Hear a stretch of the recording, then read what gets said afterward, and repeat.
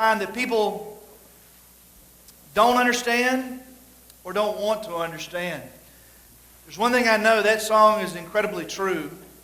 God will break every chain if you will bring them to Him. That means surrendering your life. You know, people often say, does that Christianity thing, does it really work? Yeah, it does if you surrender your life to Jesus, and He will. I don't care what your situation is. He'll break every chain. I hear people often say, well, I tried it and it didn't work. Well, He is not a problem fixer. In other words, you live your life the way you want to, and when problems crop up, you bring them to Him. What He is an incredible miracle worker. He will totally transform your life. But what we as humans choose to do most often is we choose to go our own way. And when we do that, we subject ourselves to these chains. And what we want to talk about today is how to avoid that. Solomon today in the 10th chapter of the book of Ecclesiastes, I told you several Sundays back, it's him overlooking there in Jerusalem, and he's watching the people like ants come and go, and he begins to pick out certain situations. The last time he looked at a funeral, and he talked about the hypocrisy of that man. But today I want you to envision he's still sitting there, and he's beginning to recount life with the Lord under the sun, and then the consequences of living without the Lord under the sun. It takes me back, as I studied this chapter this week, it takes me back a lot to years and years ago. Some of you have been here for a while. You've heard me recount my grandfather. I was very blessed to have a godly grandfather. And many times my grandfather would look for opportunities with his children, his grandchildren, even his great-grandchildren. And he would look or make an opportunity to sit, much like I envisioned Solomon here, and to just give us wisdom into life, the choices that we could make, and where they would lead. Man, those times with my grandfather have been invaluable. And that's what Solomon is doing now. He's looking back. He's watching people as they live their lives, as they make their choices. And he's talking about lessons learned. Lessons learned. You need to understand that the truest form of wisdom is learning from people who have learned lessons. And that's what he wants to share with us today. Well, what is it, Pastor? How to live your life without chains. That's what we're talking about. How to live your life without chains. Read with me here in 10. Now remember, again, this is Eastern poetry. Eastern proverbs. They don't say things exactly like we say them, but I promise you, the truth they'll teach us today is absolutely true. He says in verse 10, he says, dead flies make the perfumer's ointment give off a stench. So a little folly outweighs wisdom and honor. I'd underline the word a little. A wise man's heart inclines him to the right, but a fool's heart to the left. Even when the fool walks on the road, he lacks sense. And he says to everyone that he is a fool. Man, verse 3. That's important. Now, verse 4, you need to circle if. It's a conditional clause. Something that requires logical, rational thought. Something we say today doesn't exist. We say there is no logical reason. There is no absolute truth. And yet we experience the truths that we're going to talk about in here every day. He says, if the anger of the ruler rises against you, do not leave your place. For calmness will lay great offenses to rest. There's an evil that I have seen under the sun, as it were an error proceeding from the ruler. Folly is set in many high places, and the rich sit in a low place. I have seen slaves on horses, princes walking on the ground like slaves. He who digs a pit will fall into it, and a serpent will bite him who breaks through a wall. Remember, you're going, what? When we dig into it, you'll understand what he's saying. It'll make perfect sense. Verse 9, he who quarrels or quarries stones is hurt by them, and he who splits logs is endangered by them. If the iron is blunt and one does not sharpen the edge, he must use more strength but wisdom helps one to succeed. If the serpent bites before it's charmed, there is no advantage to the charmer. The words of a wise man's mouth win him favor, but the lips of a fool consume him. The beginning of the words of his mouth is foolishness, and the end of his talk is evil madness. A fool multiplies words, though no man knows what is to be, and who can tell him what will be after him? The toil of a fool wearies him, for he does not know the way of the city. Woe to you, O land, when your king is a child, and your princes feast in the morning. Happy are you, O land, when your king is the son of the nobility, and your princes feast at the proper time, for strength and not for drunkenness. And there's a lot of wisdom there. Bread is made for laughter, and wine gladdens life, and money answers everything. Even in your thoughts, do not curse the king, nor in your bedroom curse the rich, for a bird of the air will carry your voice, or some winged creature tell the matter. So what are we looking at? We're looking at lessons learned from Solomon. Just like the song we sang before I came up here, change. Yes, yep, the Lord will. He'll break every chain. And what I've noticed is we run right back and put them back on in the name of unbiblical grace. What Solomon is sharing today is so simple. It's so simple that many of you who are listening to me right now will ignore it at your own peril. So, what I'm telling you, let me put it this way. Let me put it in maybe a simpler, more positive way. How do you live a life without change? How do you live a good life? We spend and waste most of our lives thinking it is the big things in life. But if you'd ever sit down with someone who has a good life, who's lived a long, good life, the one thing they will teach you, like Solomon's trying to teach us, and my grandfather for so many years tried to teach me, it's not the big choices, the big things in life. A good life is made up of a series of simple decisions made every day. And a life that is toilsome, a burden, unfulfilling, is equally made up of a series of simple decisions made poorly every day. You will never make the big decisions correctly if you won't make the small ones day to day. And so that's what he wants to show us. And listen to what he says. All right? Now, I want you to picture this in your mind. Verse 1, he says, listen to what he says. Dead flies make the perfumer's ointment give off a stench. So a little folly outweighs wisdom and honor. What does that mean? I want you to, for a second, I want you to kind of close your eyes or keep them open, but I want you to think with me for a second. What is your favorite perfume or cologne? Can you smell it? You got it? So move a little closer. Kind of waft it, That's your favorite scent. So, and now, as you're wafting it, all of a sudden you have this distasteful, pungent smell, which is confusing. And you lean over and you look in the bottle, it's full of flies. Let me give you a better take on that, okay? Stay with me. I don't know about you, but, my family and I, we should have been Hispanic. Because, we could eat Mexican and do eat Mexican 5 days a week, Maybe we are. I don't know. And at our first church, we had 4 small children on a pastor's salary. And so eating out was and is a privilege. And so we didn't get to do it very often. Okay? So I remember us having the opportunity to go eat out as a family. And we went, children were very, very small, some in diapers, or most in diapers. So we go into the Mexican restaurant, and we hadn't eaten out in a month. Man, we could smell. Whatever your favorite restaurant is, okay?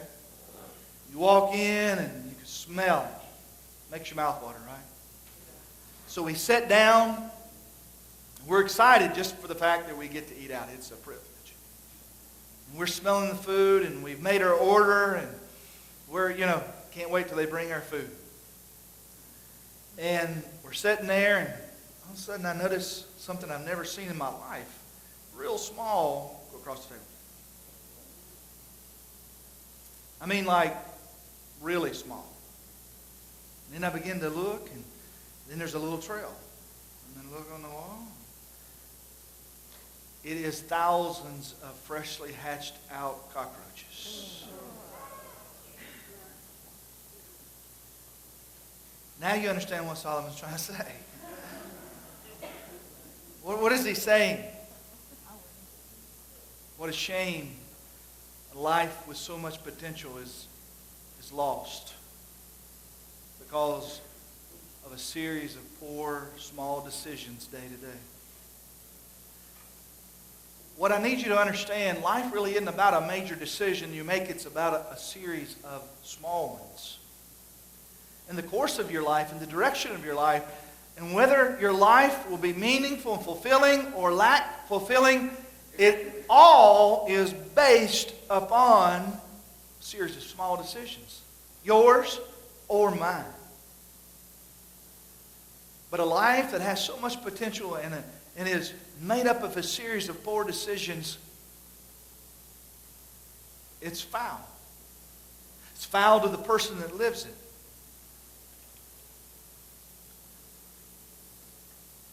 And so what he is saying is this. We not only must avoid unwise living, we need to seek wisdom. We need to pray for it. We need to seek for it. We need to search for it in every decision.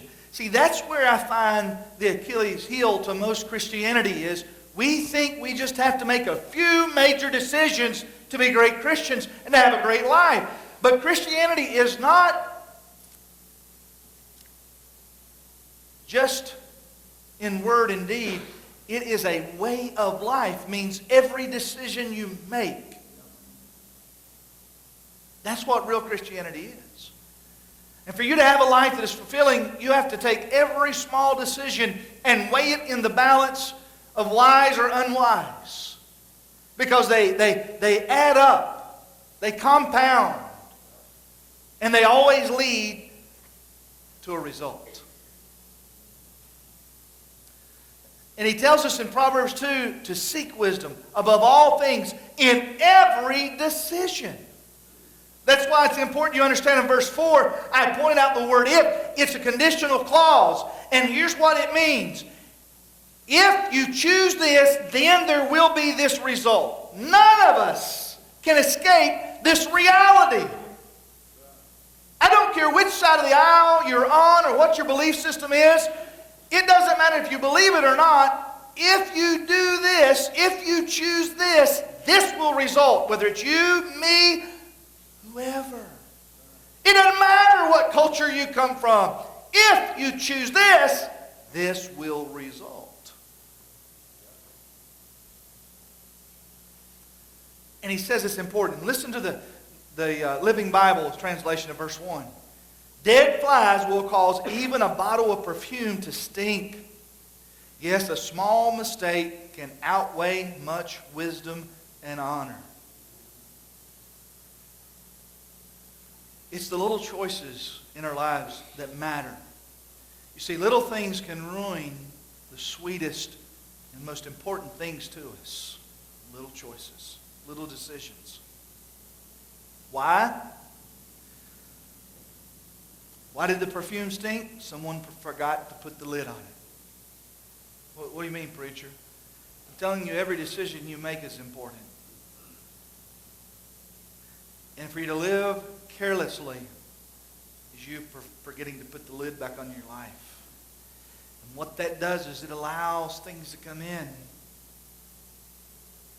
that you wouldn't want. See, it's the little things and the little choices in life that make life great and special. But also, it's the little things in life and the little choices that could ruin life. That's what Solomon is saying. He contrasts verse 1 there, all the way back in chapter 7, verse 1, he says, a good name is better than precious ointment, and the day of death than the body of birth. Good name is better than precious ointment. And then he gives us this illustration in 10:1 of the ointment. The horrific, putrid smell that he's trying to draw here is brought by a series of small, bad choices. And what he says is a little foolishness cancels out a lot of wisdom. It's important. A little foolishness cancels out a lot of wisdom. What does that mean? It means just a little foolish living. It casts a dark shadow on a fine life. It can. And just a little sin is where it all starts. Solomon here, to stay with his mindset, over in Song of Solomon, chapter 2, verse 15, he says this. Listen to what he says. Catch the foxes for us, the little foxes that spoil the vineyards, for our vineyards are in blossom. What is he saying? Solomon is looking at people's lives, and he's saying a testimony that could have taken a lifetime to build can be ruined in just a small time by the little things we ignore in life. Someone said it this way. And listen to this saying. I think it's so profound. Very heavy weights are hung on the thin wire of reputation. What does it mean? It's a theme. Proverbs, Ecclesiastes, Song of Solomon. The thing that Solomon has learned in life is this. We can work so hard to build life, to build a good life, and to have a fulfilling life.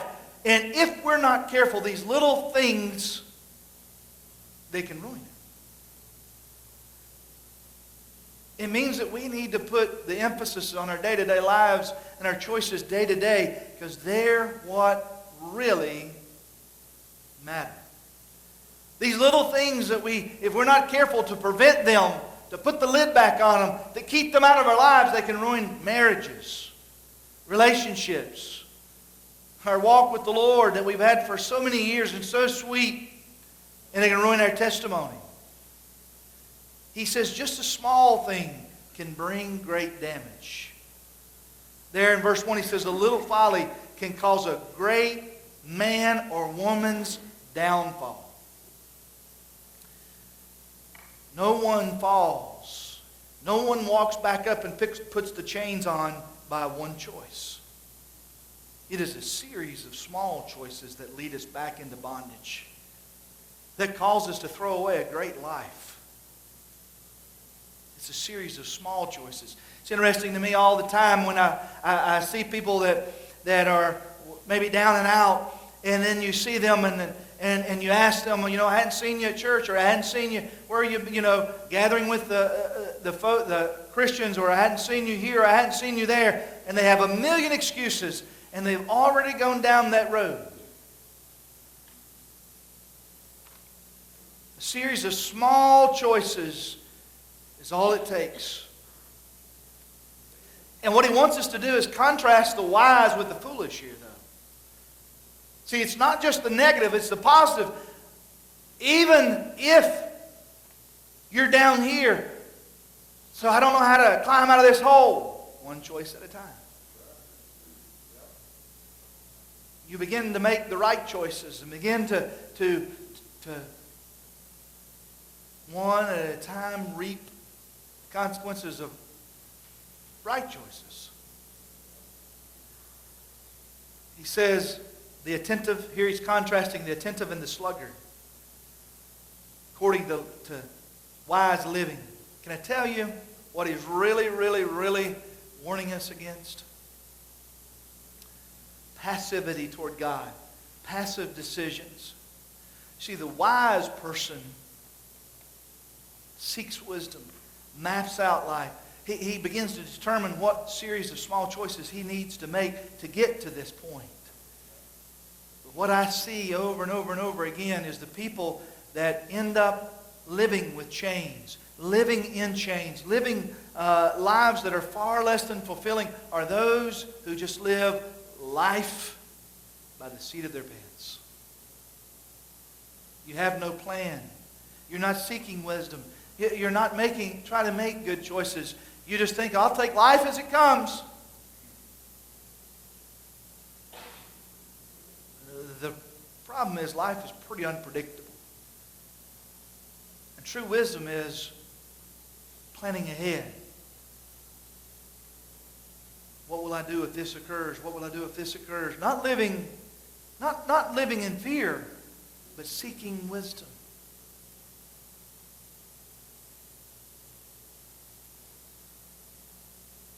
He says it only takes a little folly, a little foolishness to bring our lives crashing down. How many times have you heard people say, oh, listen, we'll just do this. What will that hurt? That ought to be a red flag in everybody's life. Are there some things right now that God's dealing with you about? That you know just aren't pleasing and right nor wise? Maybe it's a lack of tenderness with your family. Maybe it's you haven't exactly been dealing honest with folks. Maybe you just have a little gossip. Maybe you're not as faithful as you used to be in serving the Lord. Maybe you're just slacking in your quiet time. Maybe you're not filling out your timesheet just the way it ought to be filled out. You see, it's these little things that quickly become big things. If you don't get anything else out of today, these small things quickly add up to big things. I can't tell you how many people that come and they're serving the Lord or and their marriage is flourishing, and then I begin to see them, almost avoid the people of God. And then in no time you hear their marriage went down in flames. If you don't take anything else home, the little things can quickly become big things. He says there in verse 3, listen to the New Living Translation, you can identify fools just by the way they walk down the street. Can I get an amen? But what do you mean? Well, they have a red nose on and big floppy feet, Pastor? No. You know exactly what he's saying. How many times have you run into a friend that you haven't seen in a while and you know or you notice or you've heard they're beginning to make a series of small decisions, and when you run into them and the way they act and the things they say, you see it. You see it from afar. They don't see it, but you see it. Listen to what he says. You can identify fools by just the way they walk down the street. See, a fool doesn't have to say, I'm a fool. It just sticks out. This chapter is about the danger of living foolishly. Psalms 53:1 says, the fool has said in his heart, there is no God. Proverbs 14:9 says, fools mock at sin, but among the upright there is favor. Well, what does that mean? Well, what will this hurt? It's the fool speaking. The fool. And see, you may have been baptized and you may have attended a church for who knows how long, but when you begin to make those foolish decisions, you who name the name of Jesus are living like an atheist. But the opposite of that is this, Ephesians 5, therefore be imitators of God as dear children, and walk in love, as Christ also has loved us and given himself for us, an offering and a sacrifice to God for a sweet-smelling aroma.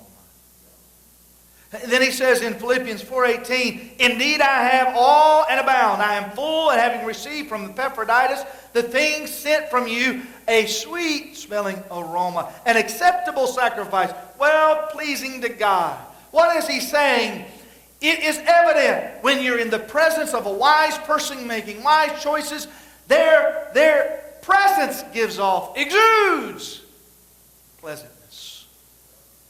And when you're in the presence of a fool, that is equally as apparent. Solomon gives us a picture of several fools here. First one I want you to see is this. Number one, foolish leaders. Now, I'm not just talking about your boss. All right? Most of you, in some way, shape, or form, are a leader in some area of your life. If nothing else, you're in charge of your own life. Hallelujah. If you could learn that, if we could teach that to a generation, you are responsible for the condition of your life. Not your mommy, not your daddy, not your teacher, nor your boss. If we could teach that and have it stick, we could change the world. But the point is, all of us in some form or fashion, you're a leader. And so Solomon says here, let me contrast. Not necessarily being negative, but what he does a wonderful job of is drawing the picture of what perfume, sweet-smelling perfume smells like, and then what bitter, just putrid smell of ruin perfume smells like. And so he's drawing a contrast. And the first thing he warns us is about a foolish leader. And there, the thing he tells us in verse 4 is hot-headedness. A hot-headed fool, he says, who can lose his temper. Listen to the Bible. It says, he who is slow to anger is better than the mighty, and he who rules his spirit than he who takes a city. How many times have you been around someone, I've seen it before, seen it in my extended family, where we, some reason, take a person who cannot control their temper and put it up on a pedestal. I've seen it. They say, oh, you know, avoid so-and-so. You got to look over so-and-so. They got a temper. So? As if it's something good that he packs around in their pocket. Or you see it excused as righteous indignation. Justified. But the reality is, it's simply, the root of it is jealousy and malice and a lack of zeal for God. And here's what he says. For those of us in other leadership positions, first thing that we need to do is never put an unqualified person in a position of leadership. One of the worst things I've ever seen churches do is elect leaders by popularity. You'd be better off when it calls in the Constitution of the church for 10 leaders to have 3 good, godly leaders than 7 popular people that are not controlled by the Spirit of God. Don't appoint people to positions they aren't qualified for. What do you mean, preacher? Foolish leadership. Listen here. Whether it's just you over responsibility for yourself or responsibility for others, hey, if you're a parent, you're a leader. This week I was asked this question, and I thought, how ironic. I know the answer. Solomon has told me. They said, what is the most dangerous kind of leader you've ever been around? I just went, spit it out. And they looked at me. And they said, you're exactly right. You know what the most dangerous kind of leader I've ever been around? It's a passive leader. A passive leader is always so pliable that he is of absolutely no good. Why? Because he cares more about being liked, or she cares more about being liked than they do doing the right thing. Parents, can I just be honest with you? I understand the desire to be liked by your children.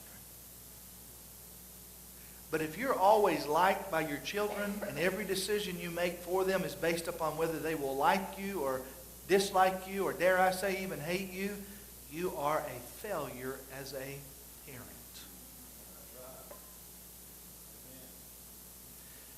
You are given children as a stewardship, and you will stand before the face of God one day and give an account how you trained those children. And your job is not to be liked. It is to prepare them for adulthood. You know what I've seen over the years as pastor? The parents that are most concerned about being liked, or leaders in general, at the end of the day, they are hated the most by those who blame them for not preparing them for what they should have been equipping them for. A passive leader is the most dangerous thing in the world. They only want to be liked and they want to be thought well of by everyone. And they lack character and courage. And they'll end up allowing questionable things because they lack character and courage. And they'll always pick unqualified people. They'll end up putting fools in high office and qualified people in low office. It's a warning to us, a lesson to us. Where do I see this principle violated the most? In the church. I see people in corporate America come into the church, or people out in blue-collar jobs, and they would never put people in positions that they would in the church. And we wonder why sometimes we are so weak and thought of so poorly in the community. This is exactly what Rehoboam, Solomon's son, did. If you go read his story, he had the opportunity to be king. And he had his father Solomon's advisors over here. And then he had the guys that liked him, or if you will, whispered in his ear and told him how great he was. And he chose them over his father's godly advisors. Why? His father's godly advisors said, hey, you need to do this. And Rehoboam said, but the people won't like it. And they said, but it's the best thing for the people. And his friends said, hey, let's do this. And everybody will love you. And it cost Rehoboam, and it cost the nation of Israel. Second thing that he warns us about is the careless, or he shows us the careless fool. This is the one we've already talked about a little bit, is he lives or she lives by the seat of their pants. It's the illustration of the serpent here is where he shows us this one. Listen to me. Life was meant to be lived intentionally. You must first make choices not based on emotion, which will lead to positive emotions. If you are emotional driven, you better learn to get a hold of yourself and make wise choices rather than always fun choices. Here he says, why would you call the charmer after the snake bites? Look at verse 11. I mean, it's wisdom, you know. He says, if the serpent bites before it is charmed, there's no advantage to the charmer.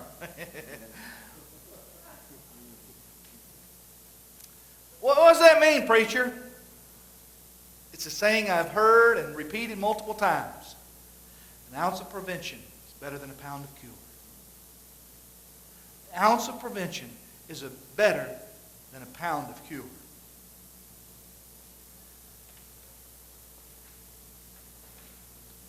Too many Christians seek God after trouble comes.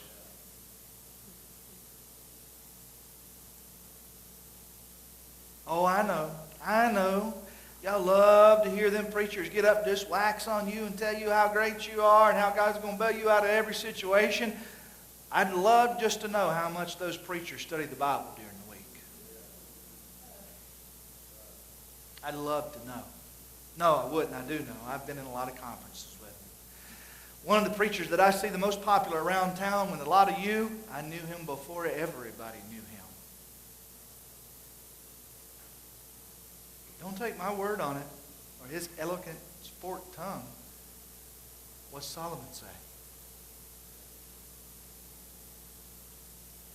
You see, God always is faithful. But for some reason, we think we can make all these series of small, poor choices, and then God will bail us out. Well, the great news is He's a lot more gracious than I am, and He a lot of times does, but that does not mean without scars or bruises.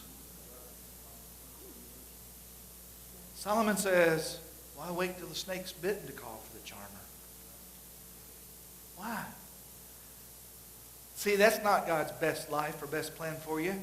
God's best life for you is avoid the pit to start with.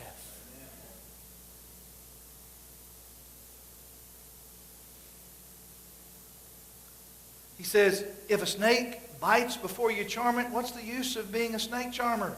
It's the Living Translation. See, the key is this. Listen to me closely. Y'all all will sing that last song, Break Every Chain. And then you will listen to every snake charmer that gets up and tells you you can live any way you want to under grace without any consequences. See, the key sin here is presumption. God's not your magic eraser, nor is that His plan. His plan is to prevent you from being bit to start with. Number 3, the vengeful fool. Let's contrast it. Let me read you here verse 12. He says, the words of a wise man's mouth win him favor, but the lips of a fool consume him. What is he talking about? A vengeful fool. Let me contrast that with Ephesians 4:29.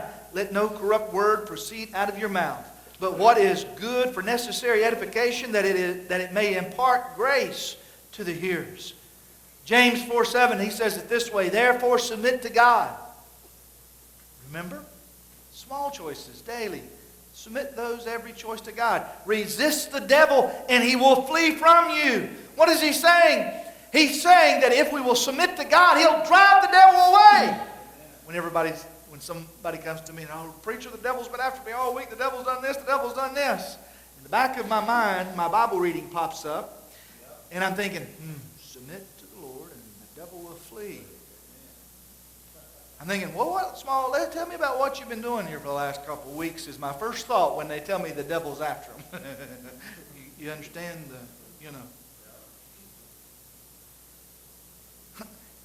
If you'll submit to God, what do? You turn the lion tamer on your problems.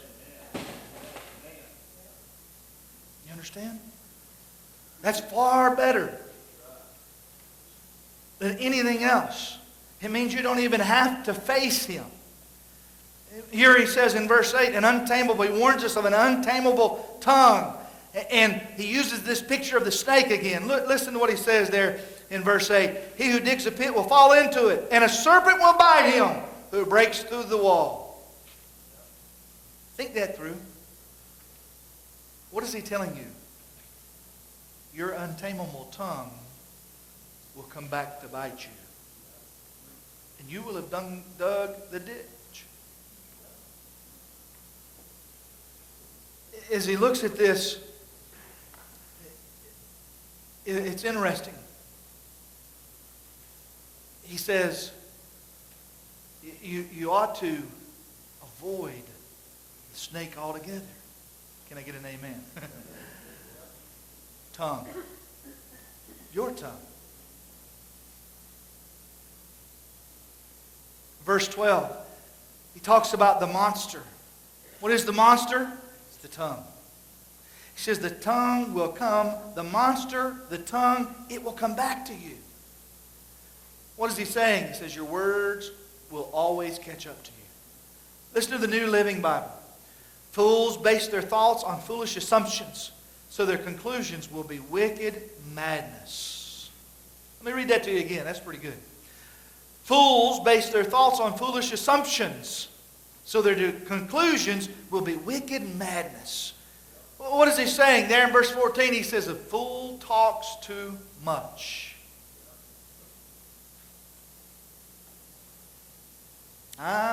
Toes been stepped on? James says, be slow to speak, quick to hear. Proverbs 25:18. Destructive words are compared to weapons of war. Here's what he's saying. Small choices. Engage this before you allow this to engage. I have a saying. If people would just write down and read back to themselves the things they say, the world would be a lot nicer place.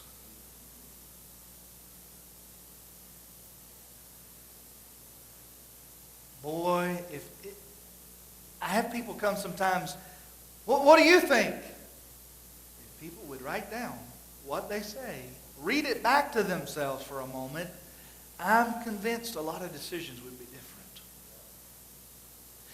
I've noticed when you put things in writing, it looks much different than it sounds sometimes. That's what he's saying. He's saying that everyone has their own opinions, and they value their opinions above good, honest, logical reasoning. How does he know? Because everybody's trying to argue for their point. You know what I've found? I've found if I can put 5 or 6 logical people in a room and we have a problem to solve, everyone may have different perspectives and everyone will look at it differently. But if I have 5 good, wise people, they may have different perspectives, different ways of coming about it, but 5 logical people will give other people time and listen to them. And before you know it, we'll have a total different solution usually than what we came in with, but it will be the best one. But you give me 2 know-it-alls and I can tear down any church you put us in. How do you know the difference? It's the same way with life. People are so busy giving their opinion. Why do I care about your opinion? Tell me why your opinion is more important than mine. By the way you walk down the street, he said. You can see a fool walk down the street. Fool walking down the street is the one who steps in the pits and the snakes, and the wise man knows what to avoid.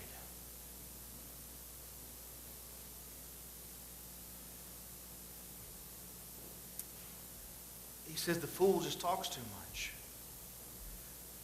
Proverbs 25:18, destructive words are compared to weapons of war. Think that through. But encouraging words, they drive us to success. You know what I've noticed? Encouraging words, it doesn't take nearly as many of them to help build people up. It takes a lot less effort than to try to prove your point. Discouraging words, well, they cripple us. Proverbs 13:3, he who guards his mouth preserves his life, but he who opens his lips shall have destruction. Proverbs 21:23, this is Solomon. Whoever guards his mouth and his tongue keeps his soul from troubles. Those that say the most, I've noticed, know the least, usually. Verse 15, look, listen to what he says. The toil of a fool wearies him, for he does not know the way of the city. The fool always majors on the things they don't know. What are you saying, preacher? Don't you remember? I can remember back my grandfather, me as far back as I can remember my grandfather anything, he took time to set me off to the side, away from everybody. And many times he would look. Sometimes he would say, see them? Pay attention to them. They know what they're doing. Or he would say, shake his head. You see them? You see how much sorrow and heartache that's brought to them? All could have been avoided. Do you do this with your children and your grandchildren? I do. No, I don't have any grandchildren. Better not have any grandchildren.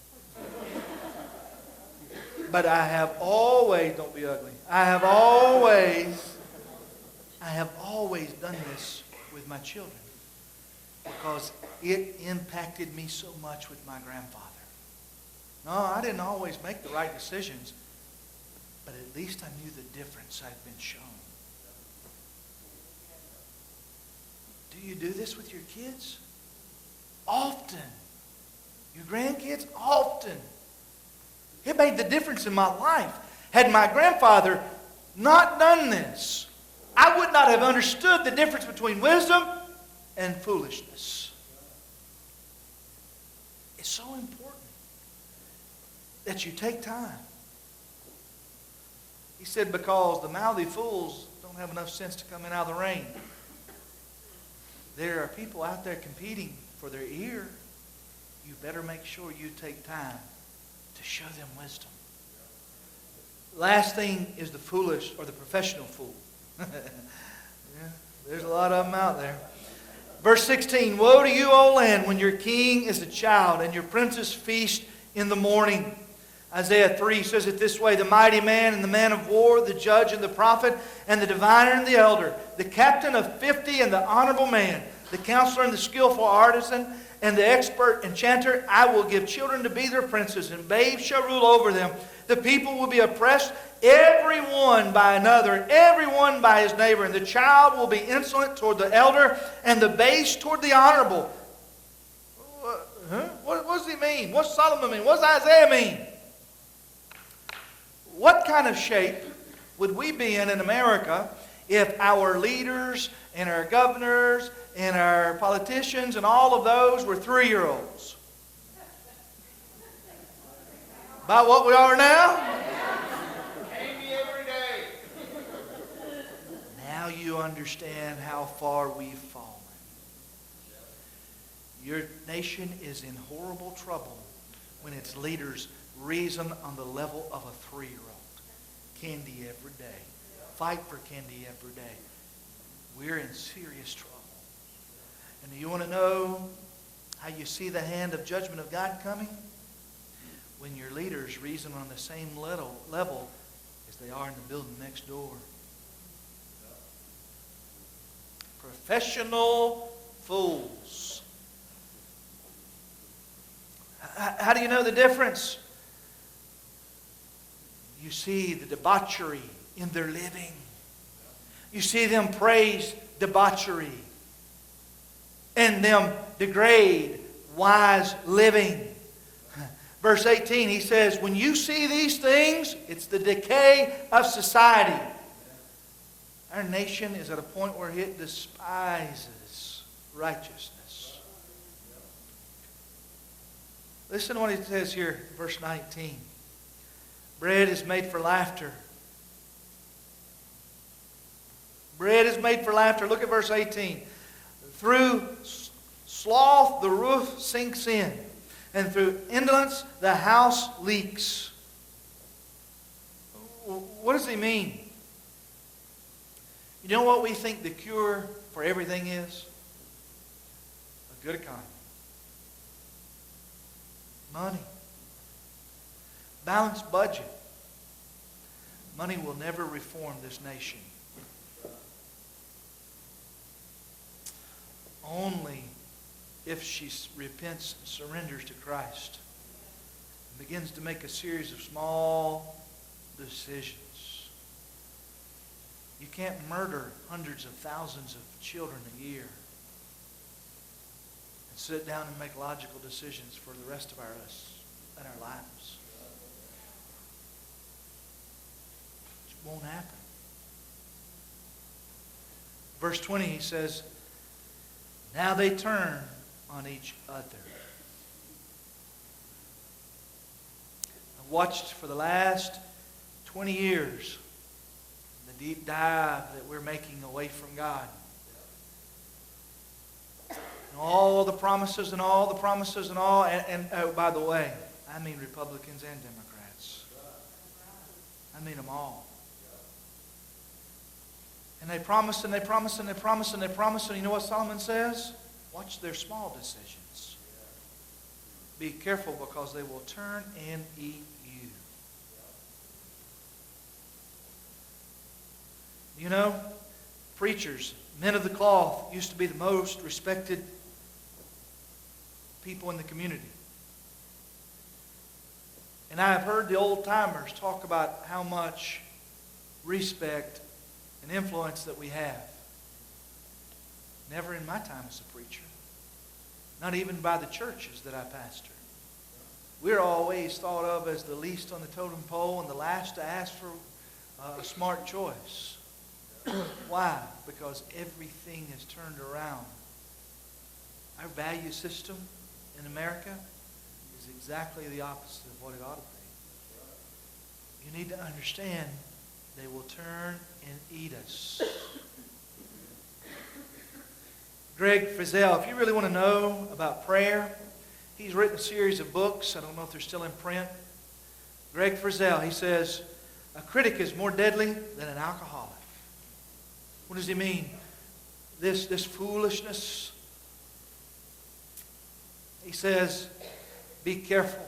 Solomon ends, he says, the walls, verse 20, have ears. How do you know who to follow? Well, watch their walk and listen to what comes out of their mouth. He says in verse 20, the walls have ears. Truth is, whoever you've talked about, whoever you've criticized, whoever you've torn down, it's probably already come back to them. Matthew says, but I say to you that for every idle word men may say, may speak, they will give an account of it in the day of judgment.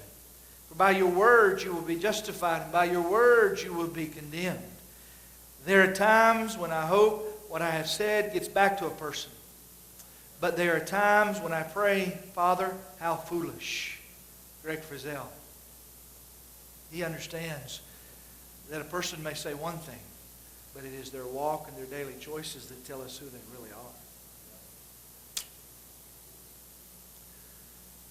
You see, that one careless word, it destroys relationships.